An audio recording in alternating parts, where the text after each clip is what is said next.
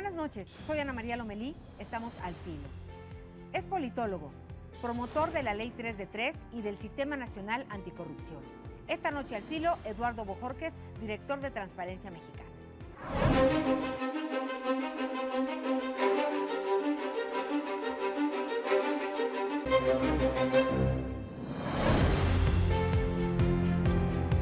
Bienvenido, Eduardo Bojorquez, director de Transparencia Mexicana. Gracias por acompañarnos. Gracias a ti por la invitación. Bueno, platicábamos de tantas cosas. ¿Sabes por dónde quiero empezar? Ya como es más después de la medianoche, por la cerveza. Empecemos por esta cerveza.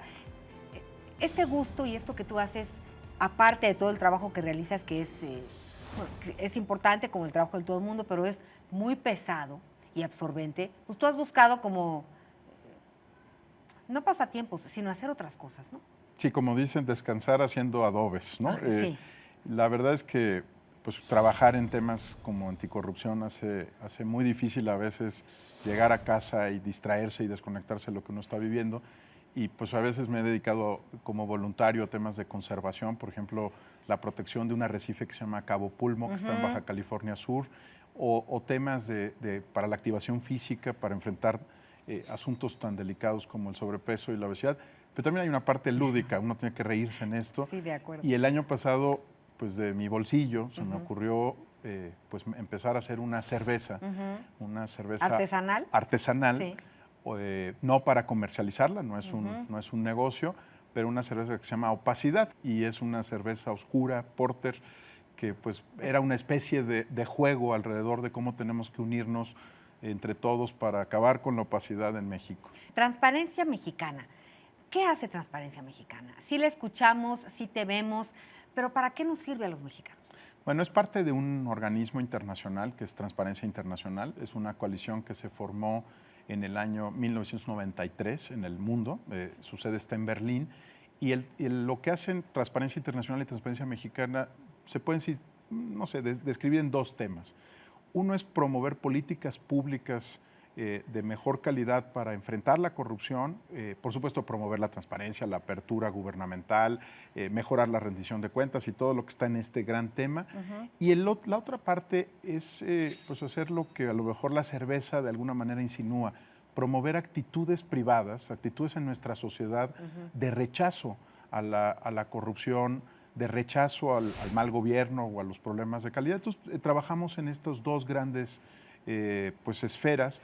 Y tal vez el momento más triste para mí, te lo puedo decir cada año, es cuando tenemos que presentar el índice de percepción de la corrupción a nivel global y en ese marco pues, explicar dónde está México y cómo nos fue respecto al año pasado. Es un momento muy duro. Soy mexicano, aunque trabajo en un organismo que tiene un lado internacional y tener que reportar, pues es como el médico cuando te tiene que decir que el colesterol está alto, no es nada agradable.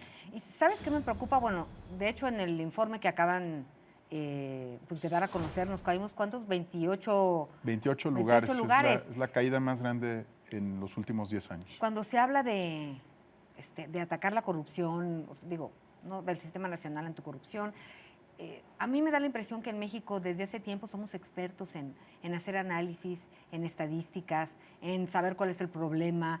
Y sí lo sabemos en la corrupción. Ya sabemos que tenemos ese problema. Bueno, yo creo que lo triste de esta edición del índice, o lo más lamentable, es que estamos en el camino correcto en la construcción del Sistema Nacional Anticorrupción. Uno tiene la impresión de que México tiene muchas buenas leyes que no se cumplen. Lo que descubrimos el año pasado junto con el Congreso, en particular el Senado de la República, es que ni siquiera teníamos buenas leyes en esta materia. En anticorrupción las leyes estaban, pero mira, era un queso gruyere, estaban llenos de huecos. Asuntos. Describo solo uno de muchos que se identificaron. Por ejemplo, hay estados de la República donde los delitos prescriben antes de que se audite la cuenta pública. Entonces, claro, tienen asegurada la impunidad, ¿no? Sí. O, por ejemplo, había otros estados que no tenían tribunales administrativos para la sanción de la corrupción administrativa. En fin, nos dimos cuenta que era un auténtico queso gruyere, estaba lleno de huecos. Y entonces el sistema lo que busca es ordenar una construcción institucional que va a tomar entre 3 y 10 años. No es un asunto de velocidad y toca desde la Auditoría Superior de la Federación hasta, por ejemplo, va a ser más la PGR o la Fiscalía General quien lleve los temas de anticorrupción. Estábamos muy acostumbrados a que lo hiciera la Secretaría de la Función Pública. Por ser materia penal va a ser el procurador el que es responsable. Entonces, que suena más lógico, ¿no? Que sepa lógico. Y que pueda hacer algo al respecto. Para la parte de sanción y para la parte preventiva, pues hay otras organizaciones e instancias de gobierno. Lo triste es que fueron tantos los escándalos entre 2015 y 2016 que aunque estamos en el proceso de cambio institucional más grande de la historia del país, nunca se había trabajado en tantos temas simultáneamente, sí, no dieron suficiente vigor a la opinión pública internacional como para que saliéramos mejor evaluados. Por el contrario, los escándalos sobrepasaron 100%. Al cambio institucional, ¿no? Y bueno, y esa es la percepción de la gente. Del mundo, porque además estos son analistas de riesgo financiero, especialistas que pueden hacer comparaciones entre países, que leen el New York Times, que ven el Washington Post, que tienen acceso a The Economist, o sea, digamos, gente informada. Gente muy informada que dice, bueno, sí, por supuesto que reconozco que hay un sistema nacional anticorrupción, pero también hablamos de 1,500 cosas más, gobernadores, exgobernadores. Fíjate, hay un dato muy, muy duro. 12 gobernadores o exgobernadores ha sido acusado en los últimos 3 años de corrupción. Entonces, eso también lo ve la prensa internacional, ¿no? Sí. Y bueno, y no puedes hablar de corrupción sin hablar de impunidad, que también es otro grave problema porque pues parece la ley de la jungla, o sea, no.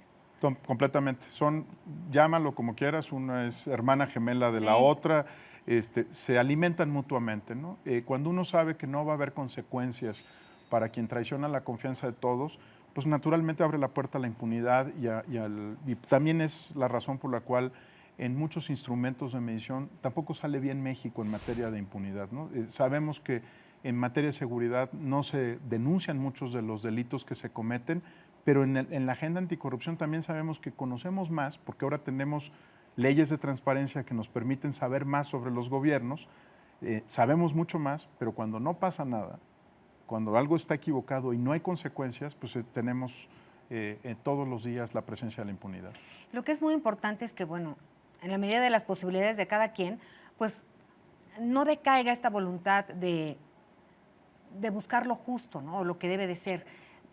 Te voy a poner un ejemplo muy sencillo. De repente me llegan correos de gente con distintos problemas, pues que han sufrido de abusos, y entonces yo le digo, oiga, lo primero que hay que hacer es, hay que denunciar. No puedo denunciar, porque no tengo trabajo y tengo que buscar trabajo, porque tienen que comer en mi casa y tengo que pagar la escuela. Y bueno, de ahí una cadena de necesidades primarias importantes. Me dice, voy a perder el tiempo, voy a entrar en dimes y diretes, y los otros con una lana no van a tener ningún problema. Y le digo, oiga, es que si no denuncia, pues tenemos otro grave problema, ¿no? Y así se vuelve el círculo vicioso eterno y no salimos de la gran trampa. Sí, así es. Fíjate que por eso el año pasado en las reformas anticorrupción ya le quitamos el tema de la denuncia como el único vehículo para iniciar una investigación. Ahí el Congreso y la sociedad civil estuvimos de acuerdo en que el latinajo que se usa es ex oficio. A partir de la reforma constitucional de 2015 y del año pasado, en México la corrupción se tiene que perseguir por obligación de las autoridades. Ya no es necesario presentar una denuncia, porque efectivamente quien es objeto de estas, pues de un extorsión o de un abuso de una autoridad, se siente indefensa respecto al Estado. Entonces, ahora la Procuraduría General de la República y las Procuradurías Estatales van a poder iniciar investigaciones aunque no haya una denuncia presentada, siempre y cuando se conozca del ilícito. Cuando veamos un asunto en los medios, ahora tendrá una fuerza diferente, ¿no? Porque con que se discuta públicamente, podría ser objeto de una investigación de carácter penal de parte de las autoridades responsables. Oye, y bueno, tú estás en Transparencia Internacional y Mexicana desde 1999. O sea, ya traes en el ADN pues todo esto de la corrupción, de detectar, de observar, de conocer, de profundizar. ¿De qué manera podríamos financiar con integridad los partidos políticos? Fíjate que este es un tema que yo justo está discutiéndose ahorita en el Congreso, ¿no?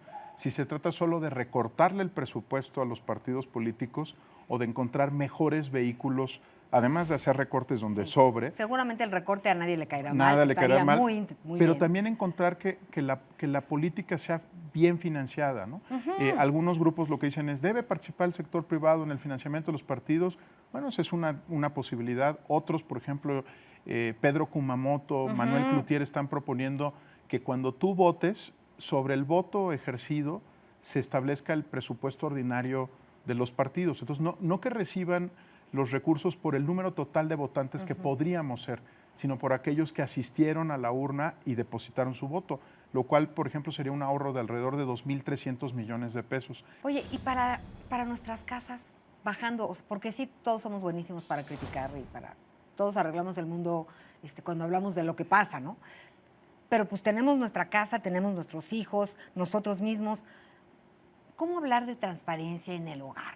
Mira, yo creo que lo primero que hay que hacer es reconocer que nos cuesta y nos cuesta mucho dinero. Pero, por ejemplo, una familia que gana menos de un salario mínimo destina pues el 30% de su ingreso al pago de sobornos o pagos irregulares. Y yo creo que lo primero es empezar a hablar de cuánto nos cuesta, no en lo abstracto, no cuando nos dicen que es 9 puntos del Producto Interno Bruto, que yo no tengo ni idea cuántos ceros son, sí, no.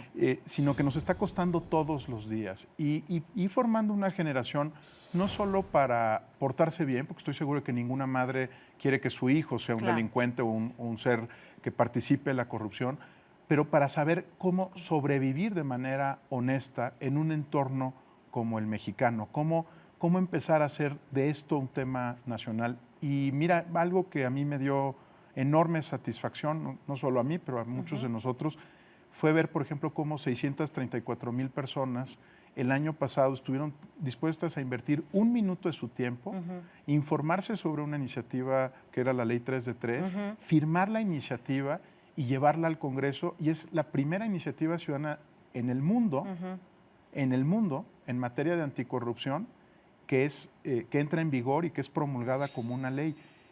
También eso se puede hacer. A veces no puedes enfrentar al camión de la basura que si no le das dinero no se lleva a la basura. Pero a veces puedes usar ese minuto de tu tiempo suscribiendo una iniciativa cívica, la que prefieras, apoyando este tipo de cosas. Y créeme, esas 634,000 personas se pueden sentir muy orgullosas. Hicieron la diferencia. ¿No? Enorme. Literal, el Congreso recibió una iniciativa que tuvo que procesar, dictaminar, discutir, aprobar y promulgar. ¿Te parece si jugamos al filo asociación de ideas? Híjole, yo no soy bueno, pero espero hacerlo. No, sí eres muy bueno.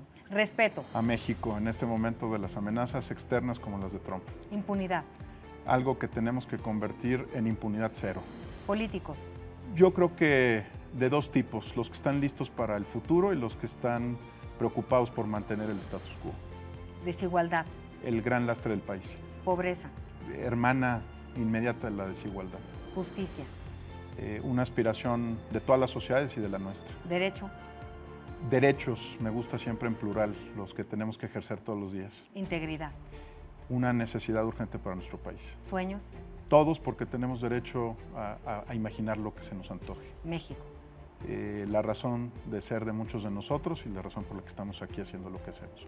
Estoy de acuerdo. Muchas gracias. Felicidades por tu Ley 3 de 3. Tú fuiste promotor, no lo mencioné hace un minuto, pero así fue. Gracias por habernos acompañado, Eduardo. Hay que estar muy de cerca porque yo creo que sí podemos cambiar la inercia de nuestro país y luchar por un México que enamore a nosotros mismos, que nadie se nos vaya. Que nadie se nos vaya. Muchas gracias. Y gracias a ustedes por habernos acompañado. Recuerden que tenemos una cita la próxima semana al filo. Que descansen.